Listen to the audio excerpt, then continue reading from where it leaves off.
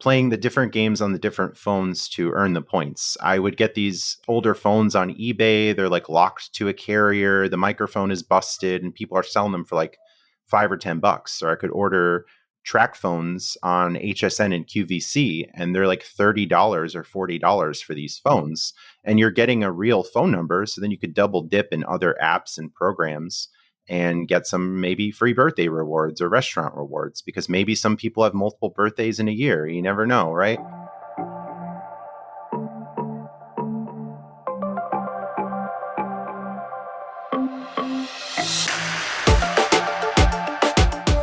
Welcome to Travel Stories with your hosts, Tom Kim and Trevor Mountcastle. This episode, we welcome Justin, and is it Vacula? Am I pronouncing that right, Justin? Vacula. Vacula. That's why I asked. I should have asked before we hit record. But it's great to have you on.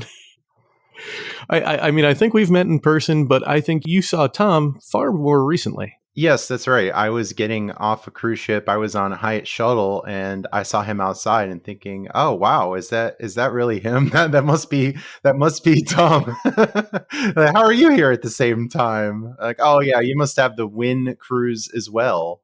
Although you went to Iceland and I was going to Norway or getting back from Norway.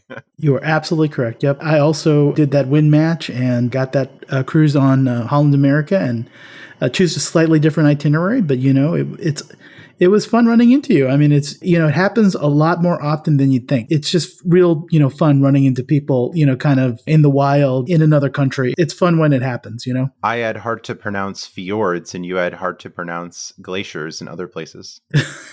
I think anything in Icelandic is hard to pronounce. Yes, it's been really nice. You mentioned, yes, we do travel in packs, and when the certain deals drop, people pounce. So that Wynn offer was very great. The tier matching continues to this day, although not at Wynn at the moment, but surely there will be more opportunities in the future. Yeah. And I think we both got to kind of enjoy, a really good offer, a really good deal with that match. What it kind of showcased was kind of the travel hacking you could do really with cruising and with gambling, which is something I think you've done quite a bit of, if I'm not mistaken. Oh, absolutely. There are lots of intersections between miles points and gambling. And I've been saying for years that it's valuable to have status, to earn status. And there are many creative ways that you can do that without actually gambling, playing on the square, losing 5 to 10% house edge, playing 000 roulette, or I saw recently quad zero roulette. So I'm talking about gambling with an advantage, gambling intelligently, using credit intelligently, and getting lots of rewards for it. So that Wynn tier match was definitely one. At that time, everybody basically had Caesar's diamond status because you were able to match Wyndham diamond status. That sense has died, but there are still many on-ramps where you can continue to get casino status, including the MGM credit cards, as they recently launched a new card, the Iconic card, and Caesars launching a Caesars Prestige credit card. Yeah, I mean, I'd love to hear about that. I mean, I think the great thing of having you on here, Justin, is I think you've got a interesting point of view. I think you definitely have leveraged kind of some of these different gambling loyalty programs and kind of how to utilize them in some unique ways, that were not intended, that do work out great from a travel hacking perspective. And there are probably some situations where some of the non-gamblers out there can take advantage, and some of the people who also like a little bit of gambling can also take advantage. Yes, we're definitely in the minority of putting lots and lots of spend on credit cards and spending in creative ways, whether it be reselling prepaid cards, gift cards, online gambling. But these systems are there and we can use them to our advantage rather than lamenting the system, claiming that things are expensive when they're really not, if you put in a little bit of effort. So definitely understanding the rules, wondering who makes the rules, as a doctor I used to work with said, and finding out where the line is if you can, and not getting shut down, and keeping this for the long term, as we're in it for the long game. We're not here to just hit and run and get shut down everywhere. So it's trying to figure out what makes sense. So I've been doing a lot of the online gambling, particularly playing blackjack, where in the long run, I'm expected to lose about 0.5% to the house. But if I'm loading funds with a 2 to 5% advantage and I'm able to scale that up, continue to have that advantage, it's really beneficial. And I'm getting the statuses, which come with a lot of cool perks like room upgrades, late checkout, waived resort fees, waived parking, the complimentary cruises, and so much more. I just want to caution us here, and I'm the neophyte in the group here in this conversation. So I think you're using a lot of more, shall we say, gambling parlance. When you say a 2 to 5% advantage when you load a card, if I could offer translating, you're saying that you're loading online blackjack balance with a 2 to 5% category bonused card that, maybe it's the Visa gift cards that come fee-free from Staples, and then you can load that up to your blackjack account. Is that an accurate interpretation? Yes, that's right. As Milenomics has said since I think day one, that all manufactured or creative spend is local, so it depends what you have in your area. Staples is a common way to have an advantage with online gambling because I'm using cards like the Chase Ink Cash, getting 5x ultimate rewards at Staples. So when they run the fee-free MasterCard promotions, I can go to Staples, buy $1,800 worth of MasterCard gift cards, getting that 5x ultimate rewards, and then I can turn around and deposit those on various gambling websites and play blackjack. So on the acquisition side, I'm getting that 5x UR, and over the long run, I'm going to play through these funds and lose about 0.5% on my deposit. Now, when you play through, I have to ask, because on the cruise ships, we commonly talk about the strategy of you load the slot machine from your account, which ends up getting you, let's say, 3 or 4 points per dollar based on the card that you've loaded to your shipboard account. And then after you've played through 50%, you pull that cash out, you put it in your pocket, and then you load more. Are you doing something similar with the online blackjack, or is it a different strategy? It is similar. With online, I've seen many data points of casino sites saying that you need to play through funds exactly one time. So if you're to deposit $100, play only 50, and then attempt to withdraw, you're almost certainly going to get adverse action from the casino sites because it doesn't seem like legitimate play. They're going to make up all kinds of things about that.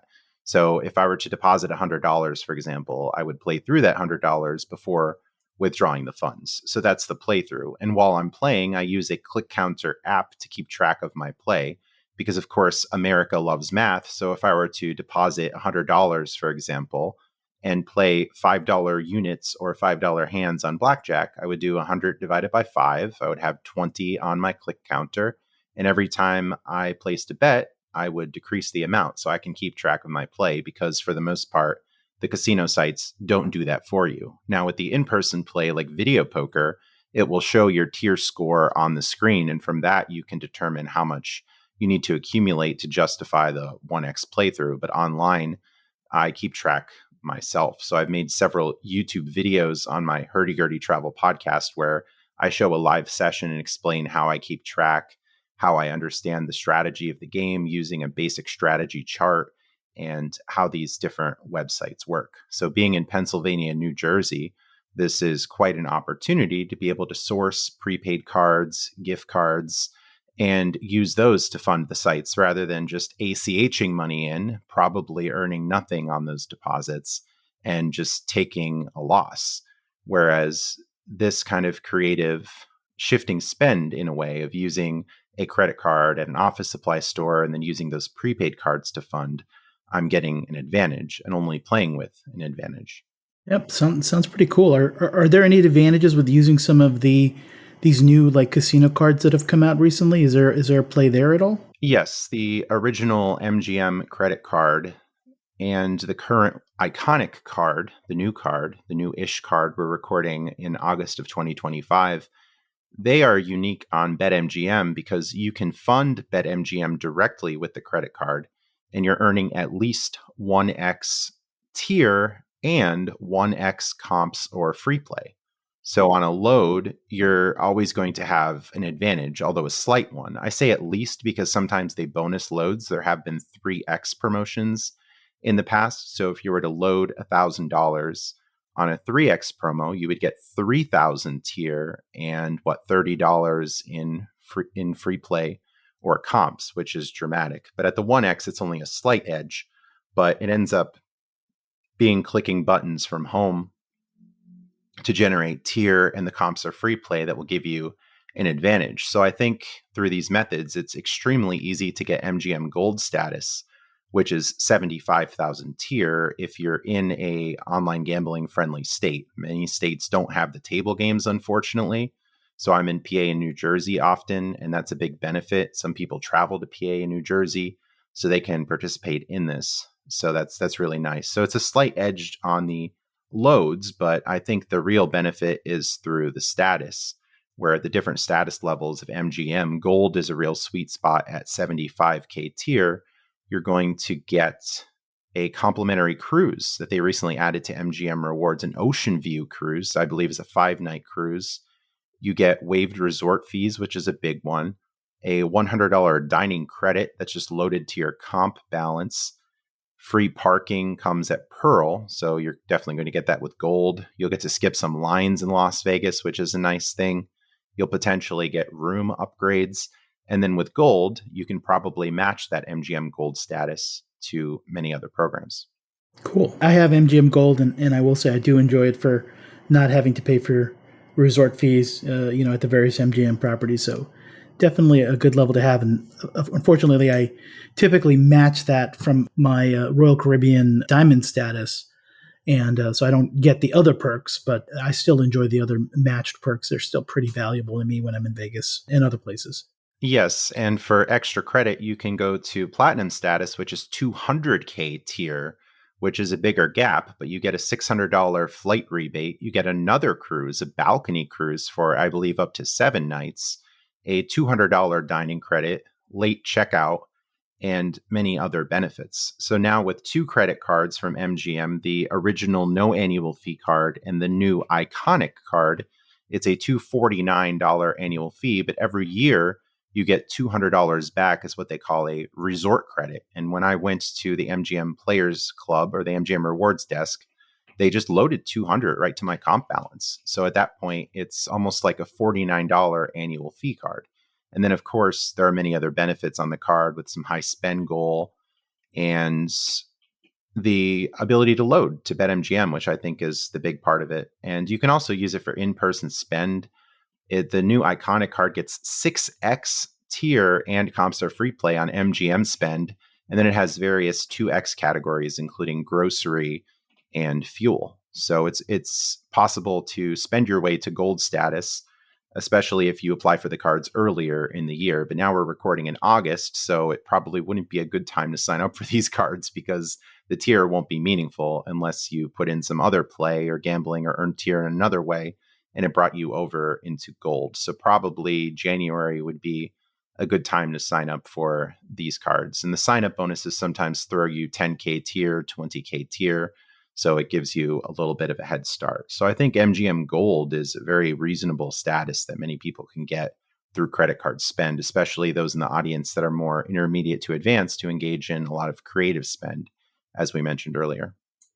So it sounds like the plan really for our listeners that are just trying to get into this is probably to start planning out for 26. Yes, have an Apparama plan maybe for January, February, sometime early in the year, because of course we know the answer to everything is more credit cards. How about the Caesars card? I seem to notice that you've got me speechless on that one because I agree.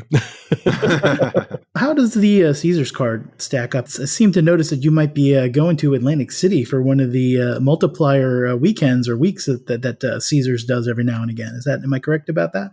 Yes, I think with Caesars credit card or cards, you have to take more of a hybrid approach to get meaningful status. In the past, the no annual fee Caesars card was quite underwhelming, although it had one thing going for it, that you would spend $5,000 on the card in a calendar year and you'd get 5,000 tier credits. But that 5,000 only took you a third of the way to diamond status, which is 15,000 tier. Now they've released a new credit card, the Prestige card. And with the Prestige card, you need to spend a whopping 50,000 on the card in order to get to Diamond. So you can spend your way to Diamond, and it overshoots Diamond a little bit, but that's quite a high spend goal. And the earnings on the cards aren't so great. There's some 2x categories, but the 1x everywhere else is probably what people would be doing. But it can still make sense if you value that Caesars diamond status. And historically, Caesars hasn't been so kind about tier matching, or they had a once in a lifetime rule, which may or may not remain. But with recent devaluations to the tier matching with Caesars, not accepting the Wyndham status, it's not looking so good. So I think some in-person play during a tier credit multiplier, like you mentioned, that 10x tier credit multiplier, I'll be playing video poker in Atlantic City, a low house edge, but getting the 10x tier and some play on the books, I think will be well worth it. I've been getting many return offers. Caesars rewards air, fly to Tahoe, fly to Vegas, fly here, fly there, and a lot of complimentary nights even during the weekends. So generally, I don't advocate for in-person play, but with a 10x tier credit multiplier, if you're giving up a few percent on video poker, but you're getting status in exchange, it's probably a good deal, especially if you're just going for the 15K diamond. They've definitely devalued the program. So I think MGM Rewards is the winner of the both if you had to choose one. But of course, we can often choose all of the above. So I'm glad that you made that comment about the Wyndham card, because that's where I was going to go relative to Caesar's diamond status. Now, if I heard you correctly, that's not working anymore? Yes, the war on happiness definitely hit hard in January, February-ish when many people tried to match back. There were several announcements that the tier matching would be dead from that route.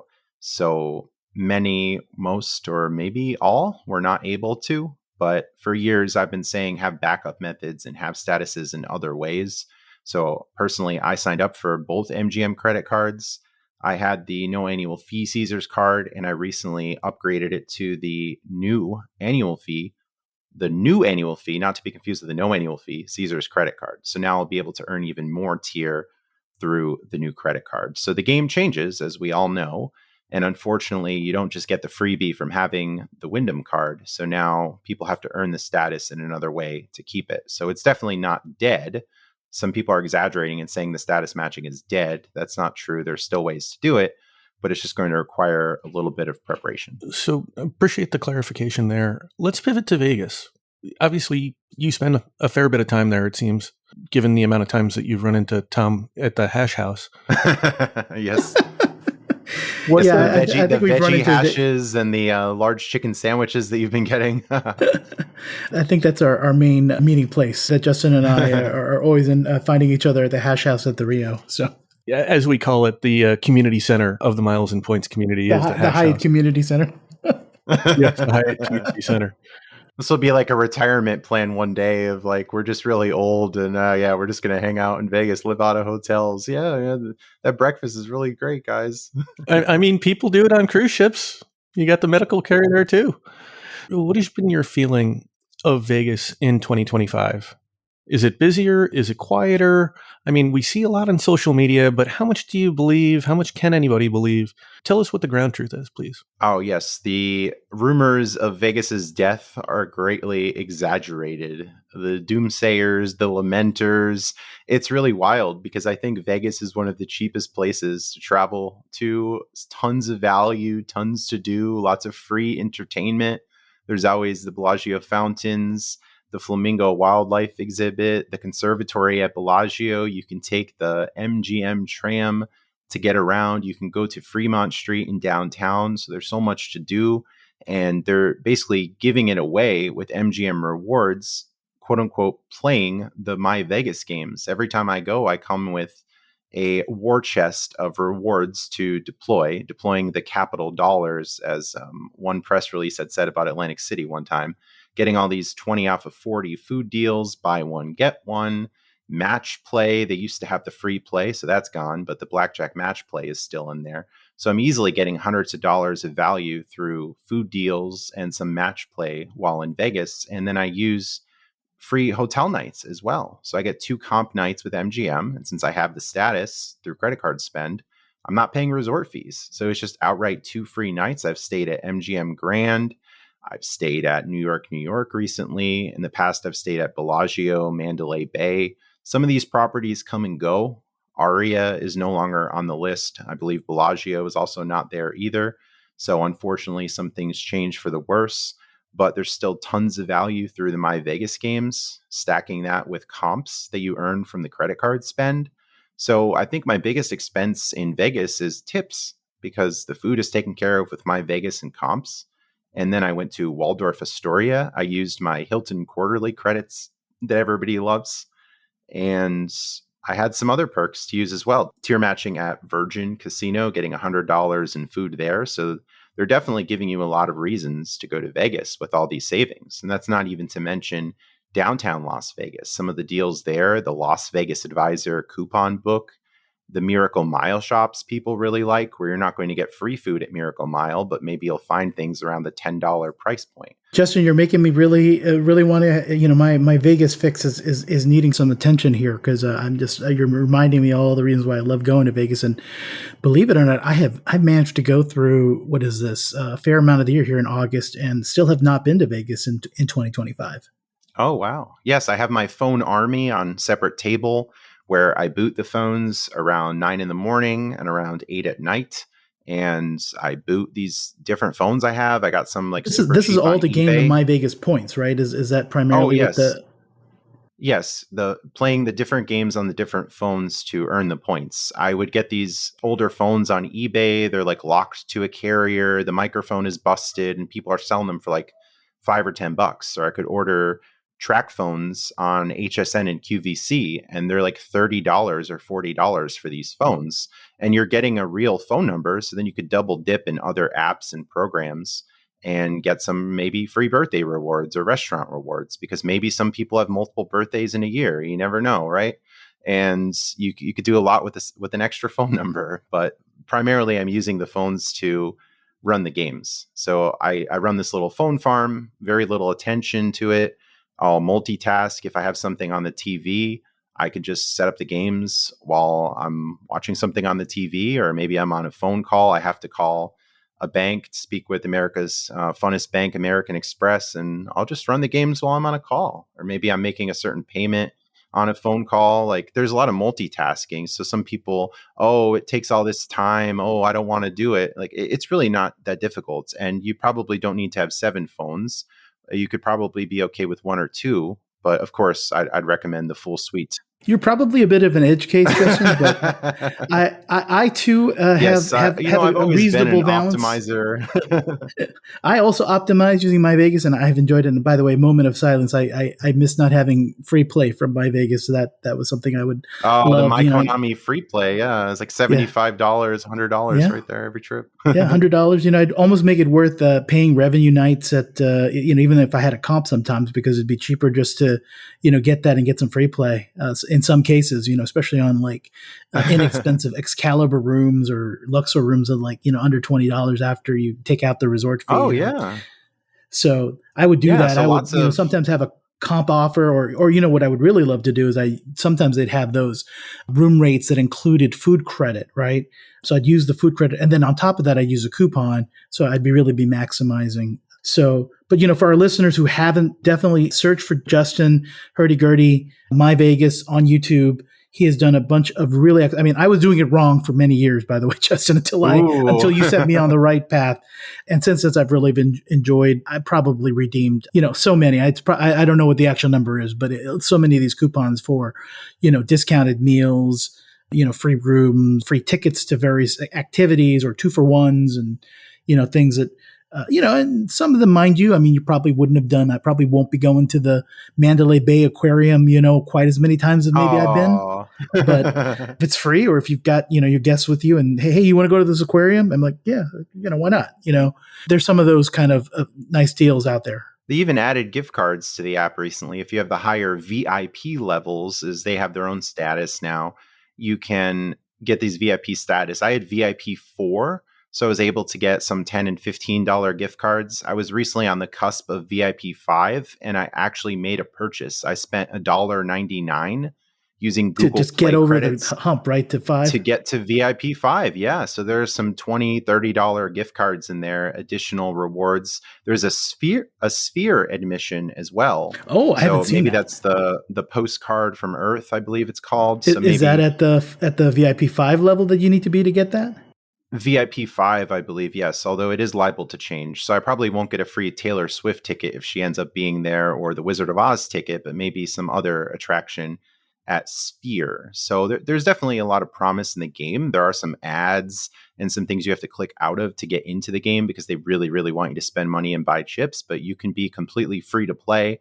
Get VIP 4 with completely free to play, which gates some of the hotel rooms. You need to get, I think, 3, but it's very easy to get 3 and 4. You just have to check in with the games each day, do the daily collections, and yeah, you'll figure it out. But even at a low effort, just one phone, I think it's trivial to get like 1 million LP a month. And you could easily get the food deals, the match play, and some of the other lower rewards.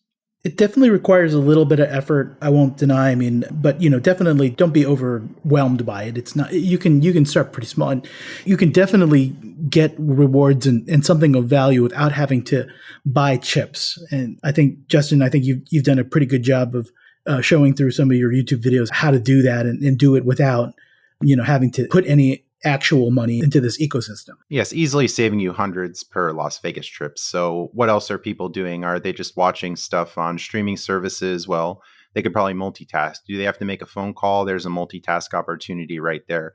I'd be walking across parking lots and I'll pull up Tetris on my phone and open a gift box for LP. Like there's just a lot you can do to earn these points. And I actually like playing Tetris sometimes, It's actually a somewhat fun game, believe it or not. So yes, that's in the suite of games, which is interesting. They added that one. So lots of Vegas value. You have the Miracle Mile shops, lots of food deals there. Downtown has some cheaper options as well. But I think what the critics are doing is, oh, look at this mini bar charge $20 for water. And oh my God, it's an injustice. And Vegas is so expensive. And this is just a sign they of do that. fixate on that. I mean, I must admit, the Aria charging over $20 for a bottle of water is pretty extreme. But at the same time, I mean, it has gotten so much airplay, in the media. But I've set a personal rule a long time ago to just not interact with mini bars. So they could charge $100 for a bottle of water and I'm still not going to get it. Like, what's it to me to walk to CVS and get a case of water?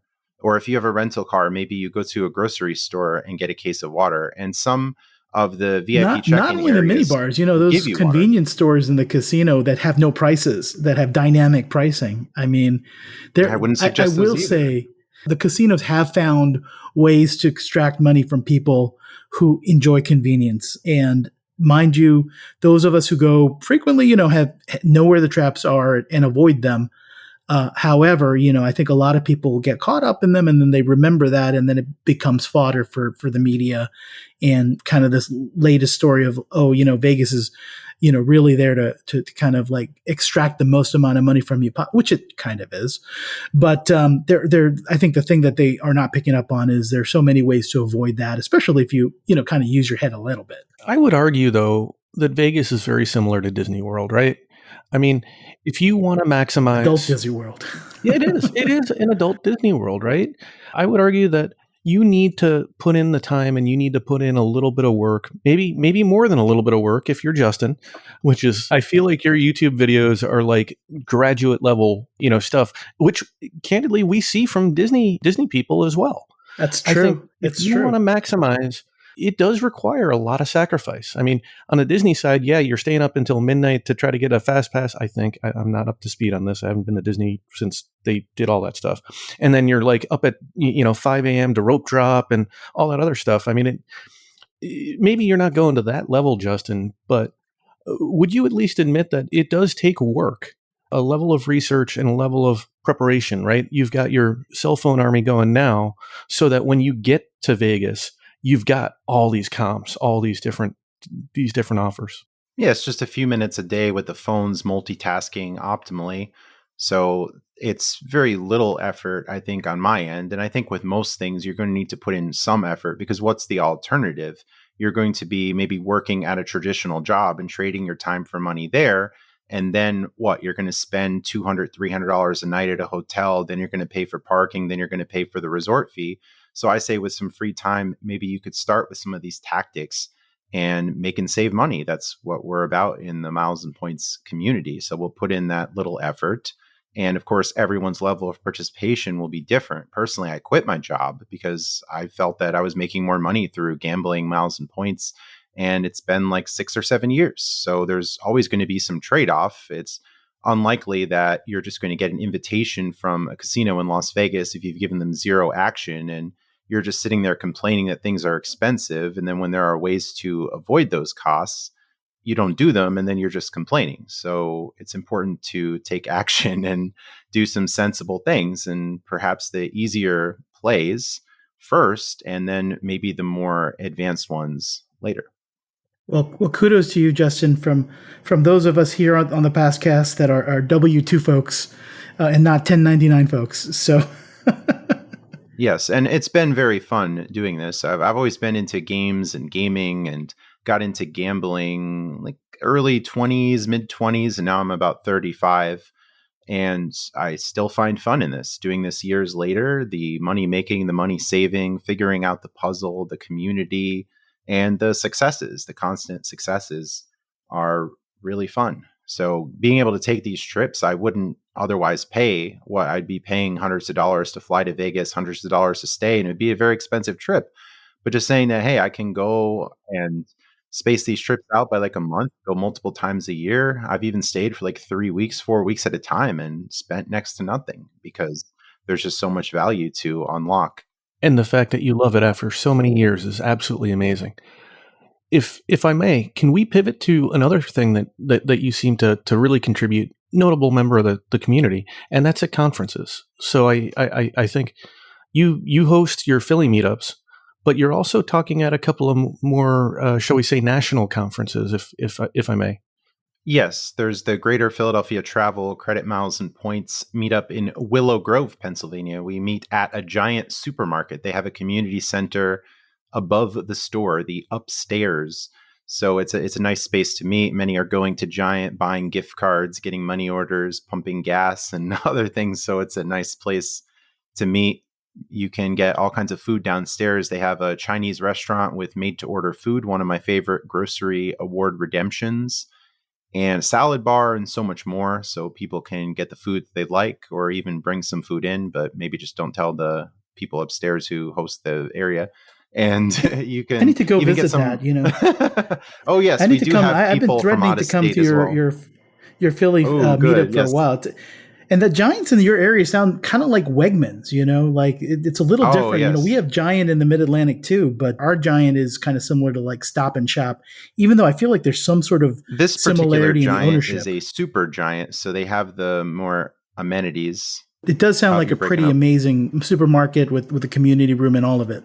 So to finish Tom's comment, it does seem like up in your area, the Giants are more like Wegmans, a little bit nicer offerings, maybe like a Harris Teeter's, which I think is really cool. And with a community center there, I mean, that sounds like a very logical place to meet.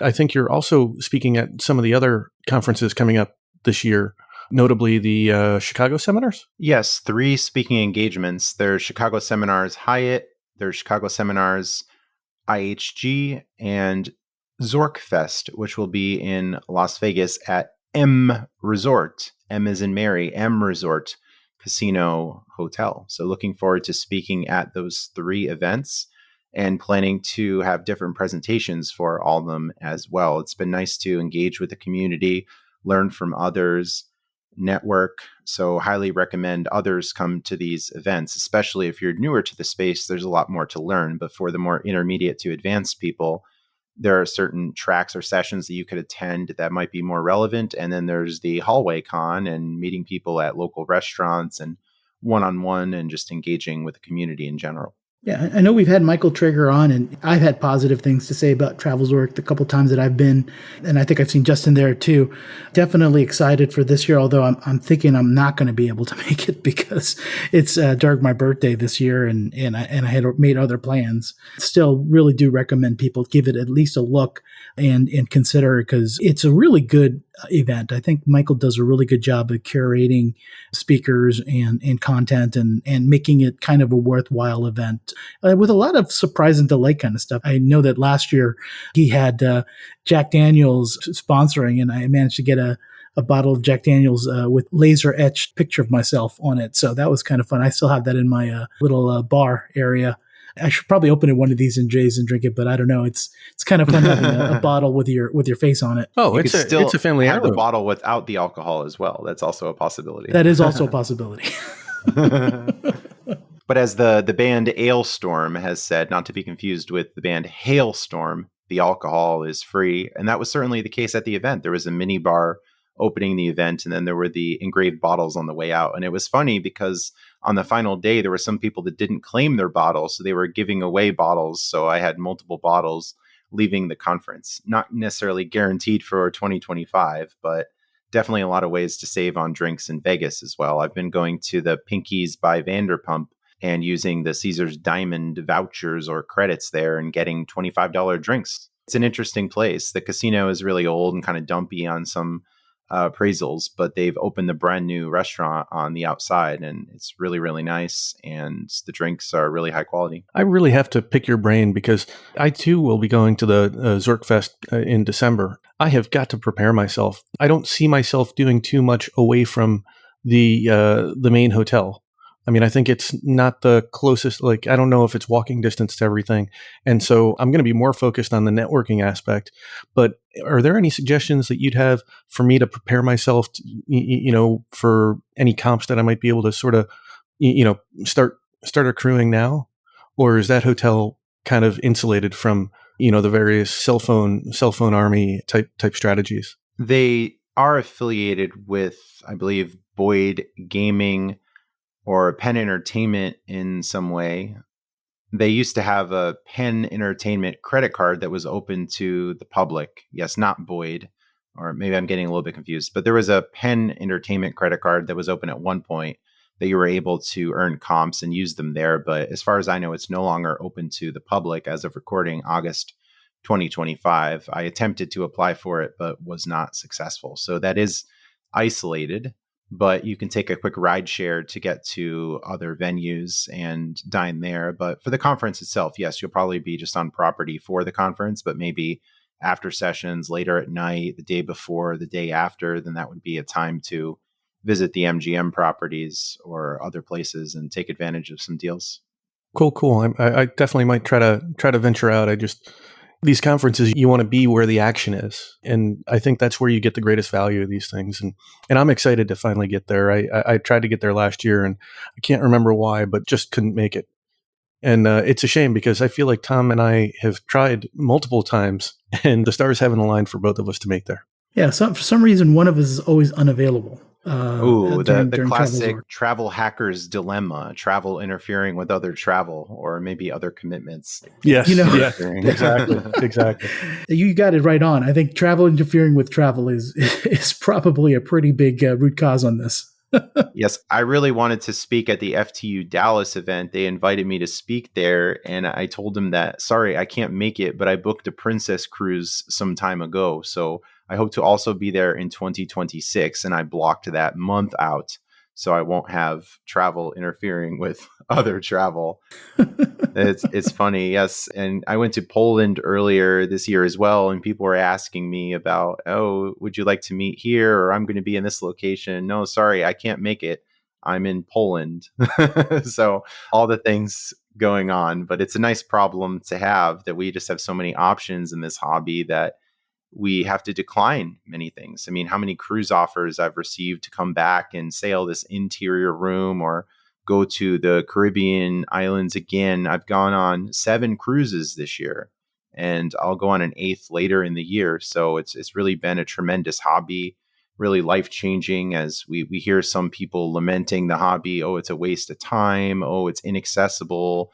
Oh, Dave Ramsey saying that it's practically impossible to use miles and points. So we get to prove those people wrong all the time. And again, still have fun while doing it, not going into debt, not paying interest, continuing to be responsible with our spending as responsible adults, and finding a lot of fulfillment through this as well with community and just personal accomplishment.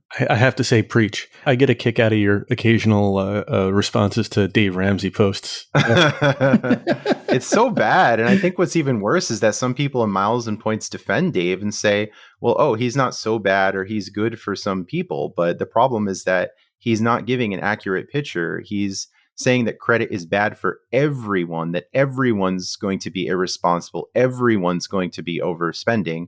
And he makes these straw man arguments that you need to spend $100,000 on Discover. So he doesn't even mention which card to get $1,000, but nobody serious is suggesting that strategy. And then he's making his noises like, oh, you think that's a financial strategy for success? Like nobody's recommending that, Dave. That'd be a very silly thing to do. So he just doesn't know what he's talking about. And he can't even get the basics of credit right, saying that FICO score is 100% based on debt and you need to go in debt to have high credit scores. So he can't even get the basics right. And he's just really scaring people. He's spreading misinformation. And you could be honest, and I'll be honest and say, look, you probably shouldn't be using credit cards if you lack personal responsibility, just like with alcohol, that some people might drink too much and have problems. But to say that alcohol is bad for everyone because some people drink too much is not a fair statement. Or gambling for that matter. Yeah, sure. Gambling. I mean, that's a great example, actually. Gambling is a great example because when you think about it on the cruise, the way that Royal Caribbean lays out the benefit of the program, right? You can make educated decisions based on, basic knowledge of odds. And you can essentially lay out, hey, I'm willing to lose up to this to try to get, a defined benefit, so to speak. I think as you get more toward those things, and then even further to what you talk about, Justin, with the cell phone armies and kind of how you're doing oh my gosh, I just forgot your advantaged loading of blackjack. I'm trying to use your terms instead of 2 to 5x that we use. Larger miles and points community that doesn't necessarily do gambling. I think when you get up to your level, you're speaking to a different caliber audience than what I think Ramsey's aiming at. And the challenge is more often than not, I think when people dumb things down, I think they do more people a disservice than they do a service. Yep.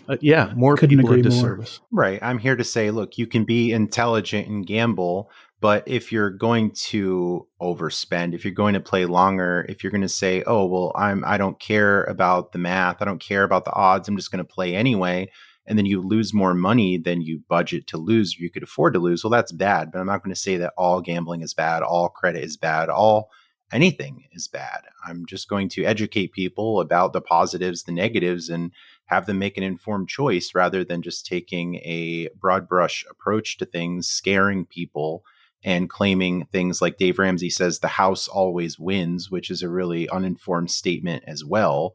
Some truth may be to it that they do have an edge in games, but when you're able to stack things, take advantage of loyalty programs, then you end up winning. Even if you give up a little bit to get a lot more back, then you're still a winner. I wanted to pivot for a second because, I think we spoke a lot about kind of gaming in the terrestrial realm, whether it be Atlantic City or Vegas.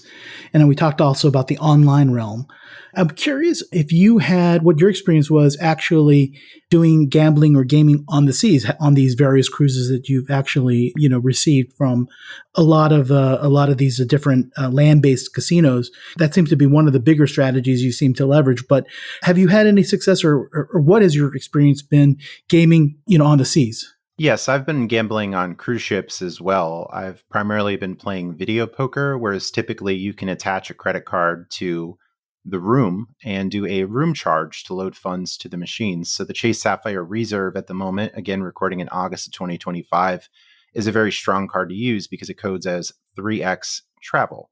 So if you can charge, say, $1,000 to the Chase Sapphire Reserve, upload that in video poker, you're going to get 3x ultimate rewards. So if you're giving up 3 or 4% on the base game of video poker, if you're playing the optimal strategy or perhaps close to it, it's going to make sense to do that if you're valuing the ultimate rewards at somewhere 1.25, 1.5 cents per point or much better. So it's a classic trade-off of you're giving up a little bit of house edge, but you're able to run through a lot of money. When I cruised with Celebrity, I did slightly below $10,000 in playthrough. And I received a lot of return offers to come back. Initially, there were some ocean view rooms, and now I'm getting a lot of interior offers, which aren't terrible. But the main idea was to get spend in on the Chase Sapphire Reserve and then accrue the points in exchange for the little bit of house edge. And now MGM Rewards announced earlier this year that they're expanding and offering what they're calling something like reciprocal tier benefits, that if you were to gamble on Celebrity or Royal Caribbean, that you would also earn MGM tier and comps. So that's a really exciting opportunity to get even more for your play on the ship. And the other option is blackjack, that there can be something like you buy in at the blackjack table for $1,000. You play for something like 30 minutes. So you're giving up a little bit of edge there, but not so much. And preferably you're playing when the game is very busy, it's late, players are playing slow, so you're not as exposed, not having to play as many hands. Then you cash out your chips, get the cash, and repeat. Although this isn't as scalable from my experience, because at some point I've been pulled away by a pit boss and they said, oh, well, you've bought in using credit or room charge in other sessions, so why don't you use that cash? And they'll say things like, oh, we're not going to let you buy in, whatever. And I try to explain that the reason I'm doing it is to get the credit card rewards because I have it tied to the room. So I'm willing to play, but since I'm getting the rewards, that's bringing me to the table. Otherwise, if I use cash, I just don't want to play.